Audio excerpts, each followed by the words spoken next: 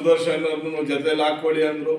ಸುದರ್ಶನನ್ನು ಜೊತೆಲಿ ಹಾಕ್ಕೊಂಡು ಕಾರ್ಡಲ್ಲಿ ಹೋಗಿ ನಾನೇ ಹೋಗಿ ಕೊಟ್ಟು ವ್ಯವಸ್ಥೆ ಬರಬೇಕು ನೀವು ಅಂತೇಳಿ ನಾನು ಕೇಳ್ಕೊಂಡು ನಾನು ಬರ್ತೀನಿ, ನಾನು ವ್ಯವಸ್ಥೆ ಮಾಡ್ತೀನಿ ಅಂದರು. ನಮ್ಮ ಎಲ್ಲ ಪಂಗಡಗಳನ್ನು ಒಟ್ಟಾಗಿರಬೇಕು, ಗಾಣಿಗ ಅನ್ನೋದು ಒಂದೇ ಬರಬೇಕು ಹೊರತು ನಮ್ಗೆ ಬೇರೆ ಯಾವುದೇ ರೀತಿ ಬರ್ಕೂಡ್ದು ಅಂತೇಳಿ ನಾವೆಲ್ಲ ಒಟ್ಟಾಗಿ ಹೋಗೋಣ ಅಂದಾಗ ಎಲ್ಲರೂ ಸ್ಪಂದನೆ ಕಟ್ಟು ಎಲ್ಲರೂ ಒಗ್ಗಟ್ಟಾಗಿ ನಿಂತ್ಕೊಂಡು ಕೆಲಸ ಮಾಡೋದು. ಒಳಗಿಂತ ಕೆಲಸ ಆಗಿರೋದು ಇದು ನೇರವಾಗಿ ಕೇಳಬೇಕು ಅಂತೇಳಿ ಅಂದ್ಕೊಂಡಿದ್ದೀನಿ. ನೇರವಾಗಿ ಕೇಳ್ತೀನಿ ಅವ್ರನ್ನ, ಯಾಕೆ ಹಿಂಗೆ ಮಾಡಿದ್ರು, ಯಾಕೆ ಇದನ್ನ ತುಪ್ಸಿದ್ರು. ಅವತ್ತೇ ಹೇಳ್ಬೋದಾಗಿತ್ತು. ಸಿ ಎಂ ಅವ್ರು ಒಂದು ಮಾತು ಹೇಳಿದ್ರೆ ನಾವು ಸಿ ಎಂ ಅವ್ರು ಕರಿತಾ ಇರಲಿಲ್ಲ. ಆ ಸಮುದಾಯನ ಕರೆದು ನಾವು ಮಾಡ್ತಾ ಇದ್ವಿ. ಇವ್ರಿಗೆ ಇಷ್ಟು ದುಡ್ಡು ಖರ್ಚು ಮಾಡಬೇಕು ಅನ್ನೋದೇನಿರಲಿಲ್ಲ. ಇನ್ನು ಜೀವಮಾನದಾಗ ಇವ್ರನ್ನ ಇದನ್ನ ಜೊತೆಯಲ್ಲಿ ಇಟ್ಕೊಂಡು ಮಾಡ್ಕೊಡುದು ಅಂತೇಳಿ ನೆಕ್ಸ್ಟ್ ನಮ್ಮ ರಾಜ್ಯಪಾಲರು ಯಾರಿದ್ದಾರೆ ತಪ್ಪಿಸಿದ್ರು. ಯಾವತ್ತು ಗಾಣಿಗರು ಒಂದಾಗಕ್ಕೆ ಬಿಡ್ತಿದ್ದೋ ಅವ್ನು ಗಾಣಿಗ ಲೀಡ್ರೇ ಅಲ್ಲ. ಅವನು ಗಾಣಿಗರನ್ನ ಒಂದಾಗಲಿ ಅಂತ ಸೇರಿಸುವ ನಿಜವಾದ ಗಾಣಿಗರ ಲೀಡ್ರ್. ನಾವೆಲ್ಲ ಮುಂದೆ ಬರಬೇಕು, ನಮ್ಮ ಮಕ್ಕಳ ವಿದ್ಯಾಭ್ಯಾಸಗಳಾಗಬೇಕು. ದೊಡ್ಡ ಕಾರ್ಯಕ್ರಮ ಮಾಡಿದ್ವಿ. ಆದ್ರೆ ದುರದೃಷ್ಟ ಅಷ್ಟು ದೊಡ್ಡ ಕಾರ್ಯಕ್ರಮ ನೋಡೋದಕ್ಕೆ ಸಿಎಂ ಅವ್ರು ಬರಲಿಲ್ಲ. ಅದಕ್ಕೆ ನಾವು ಅಷ್ಟು ದುಡ್ಡು ಖರ್ಚು ಮಾಡಿದ್ವಿ, ಇಷ್ಟು ಖರ್ಚು ಮಾಡಿದ್ವಿ ಅನ್ನೋದು ಬೇಡ. ನಾವು ಮಾಡಿದ್ದು ಗುರುಗಳ ಕಾರ್ಯಕ್ರಮಕ್ಕೆ, ಅರ್ಥ ಆಯ್ತಾ? ಅಂದು ನಮ್ಮ ಮನೆ ಕಾರ್ಯಕ್ರಮ. ಊಟ ಸಾಧ್ಯ ಬಂದ್ರೆ ನಮ್ಮ ಮನೇಲಿ ಊಟ ಆದ್ರೆ ನಾವು ಬೇಜಾರು ಮಾಡ್ಕೊಂತೀವ? ಬೇಜಾರು ಯಾರಿಗೂ ಇಲ್ಲ. ಕಾರ್ಯಕ್ರಮ ಚೆನ್ನಾಗಾಯ್ತು, ಪೀಠಾರೋಹಣ ಕಾರ್ಯಕ್ರಮ ಚೆನ್ನಾಗಾಯ್ತು, ಗಾಣಿಗ ಹಬ್ಬ ರೀತಿನಲ್ಲೇ ಆಯ್ತು. ಆದ್ರೆ ಮುಖ್ಯಮಂತ್ರಿಗಳು ಬಂದು ಆ ಕಾರ್ಯಕ್ರಮಕ್ಕೆ ಮಠಕ್ಕೆ, ನಮ್ಮ ಗುರುಗಳಿಗೆ, ನಮ್ಮ ಜನಾಂಗಕ್ಕೆ ಅಭಿವೃದ್ಧಿಗೆ ಏನಾದ್ರೂ ಕೊಡುಗೆ ಕೊಟ್ಟಿದ್ರೆ ಎಲ್ಲರೂ ಇನ್ನಷ್ಟು ಸಂತೋಷದಿಂದ ಹೋಗ್ತಿದ್ರು.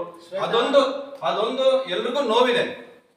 ಆದ್ರೆ ಮುಖ್ಯಮಂತ್ರಿಗಳಿಗೆ ಇನ್ವಿಟೇಷನ್ ಕೊಟ್ಟಾಗ ತುಂಬಾ ಚೆನ್ನಾಗಿ ಇನ್ವಿಟೇಷನ್ ತಗೊಂಡ್ರು, 2-3 ಸಲ ಡೇಟ್ ಕೊಟ್ರು, ಮತ್ತೆ ಪ್ರೋಗ್ರಾಮ್ ಲಿಸ್ಟ್ ಅಲ್ಲಿ ಇತ್ತು. ಆದ್ರೆ ರಾತ್ರಿ ಪ್ರೋಗ್ರಾಮ್ ಅಲ್ಲಿ ಮತ್ತೆ ಅವ್ರು ಬರ್ಲಿಲ್ಲ. ಅವ್ರು ಹೇಳ್ತಾರೆ ಉಪರಾಷ್ಟ್ರಪತಿಗಳು ಬಂದಿದ್ರು, ಅವ್ರ ಕಾರ್ಯಕ್ರಮ ಇತ್ತು, ಹಾಗಾಗಿ ಬರ್ಲಿಲ್ಲ ಅಂತ. ಕಾರಣ ಇರ್ಬೋದೇನೋ, ಆದ್ರೆ ಕಾರಣದ ಕೈಗಳು ಅದ್ರಲ್ಲಿ ಕೆಲಸ ಮಾಡಿದೆ ಅನ್ನೋದಂತೂ ಸತ್ಯ ಇದೆ. ಯಾಕಂದ್ರೆ ಅಲ್ಲಿ ನಮ್ದಂತೂ ಸ್ಪಷ್ಟವಾಗಿ ಅರ್ಥ ಆಯ್ತು.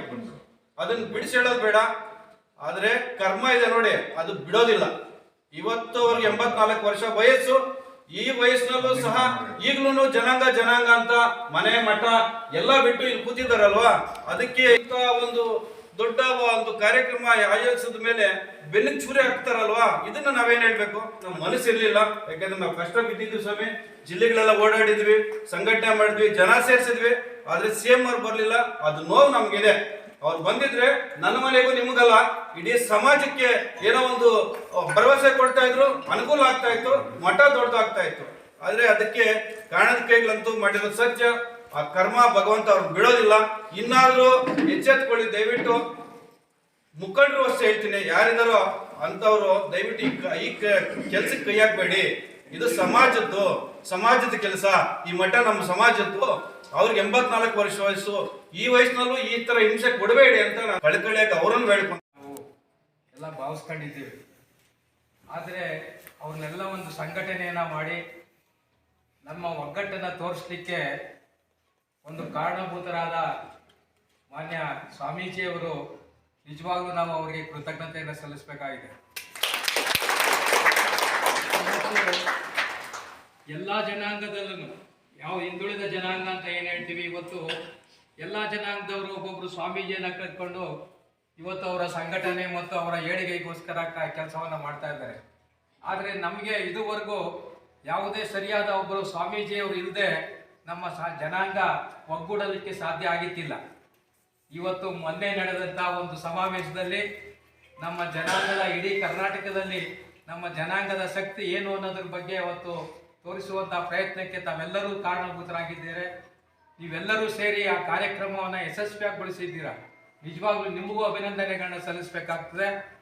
ಈ ಒಂದು ನಮ್ಮ ಜನಾಂಗ ಏನು ಹಿಂದುಳಿದಿದೆ ಅಂತ ಹೇಳಿ ಬಹಳ ವರ್ಷದಿಂದ ನಮ್ಮ ಜನಾಂಗವನ್ನು 2Aಗೆ ಸೇರಿಸುವಂಥ ಕೆಲಸವನ್ನು ಮಾನ್ಯ ಸ್ವಾಮೀಜಿಯವರು ಮಾಡಿ ನಮ್ಮ ಜನಾಂಗದ ಏಳಿಗೆಗೋಸ್ಕರ ಪ್ರತಿದಿನ ಅವರು ಯೋಚನೆಯನ್ನು ಮಾಡುವಂಥ ಒಂದು ಕಾರ್ಯಕ್ರಮವನ್ನು ಏನು ಮಾಡ್ಕೊಂಡಿದ್ದಾರೆ. ಇವತ್ತು ಈ ಮಠದ ಮೂಲಕ ನಮ್ಮ ಜನಾಂಗದ ಒಗ್ಗಟ್ಟನ್ನು ತೋರಿಸಲಿಕ್ಕೆ ಮತ್ತು ನಮ್ಮ ಜನಾಂಗದ ಏಳಿಗೆಗೆ ಏನು ಒಂದು ಕಾರ್ಯಕ್ರಮವನ್ನು ರೂಪಿಸ್ಕೊಂಡಿದ್ದಾರೆ, ಆ ಕಾರ್ಯಕ್ರಮಕ್ಕೆ ನಾವು ಸಂಪೂರ್ಣವಾಗಿ ನಾವೆಲ್ಲರೂ ಯಾವಾಗಲೂ ಜವಾಬ್ದಾರಿಯುತವಾಗಿ ಕೆಲಸವನ್ನು ಮಾಡಬೇಕು. ಅವರ ಒಗ್ಗೂಡಿಕೆಗೆ ನಮ್ಮ ಶಕ್ತಿಯನ್ನು ತೋರಿಸ್ಬೇಕು ಅನ್ನೋ ಒಂದು ವಿಚಾರವನ್ನು ತಮ್ಮಲ್ಲಿ ಹೇಳ್ತಾ